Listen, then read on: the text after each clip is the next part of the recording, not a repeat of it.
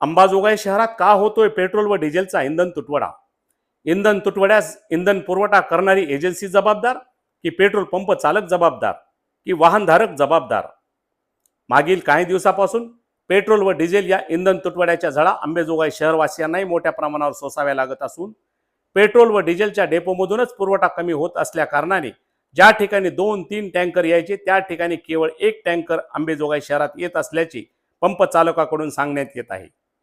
शहर व परिसरात असलेल्या पेट्रोल पंपापैकी काही पंपावरती चक्क पेट्रोल व डिझेल उपलब्ध नसल्याचे फलक लावण्यात आलेले आहेत। ज्या ज्या पेट्रोल पंप चालकाकडे टँकर उपलब्ध होत आहेत त्या पंपावरती दुचाकी व चारचाकी वाहनांच्या लांब रांगा लागताना दिसून येत असून वाहनधारकही आपल्या वाहनांच्या टाकीमध्ये आवश्यकतेपेक्षा जास्त इंधन साठा भरून टाकी भरून घेत आहेत। त्यामुळेही इंधन तुटवड्यात मोठ्या प्रमाणावर भर पडते आहे। आपल्या वाहनात अगोदर पेट्रोल किंवा डिझेल टाकावे यासाठी वाहन चालकामध्येही अरेरावी होत असल्याने पेट्रोल पंपावर काम करणाऱ्या कामगारासाठी ही एक डोकेदुखी ठरते आहे व ही डोकेदुखी व वाद टाळण्यासाठी पेट्रोल पंप चालकास पोलिसांनाही पाचारण करण्याची वेळ येऊ लागली आहे।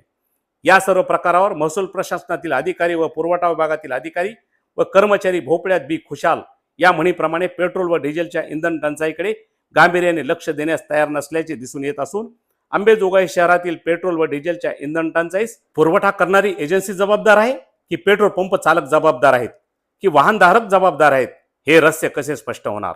झुंजार न्यूजसाठी अशोक दळवेसह मी दत्ता आंबेकर, अंबाजोगाई।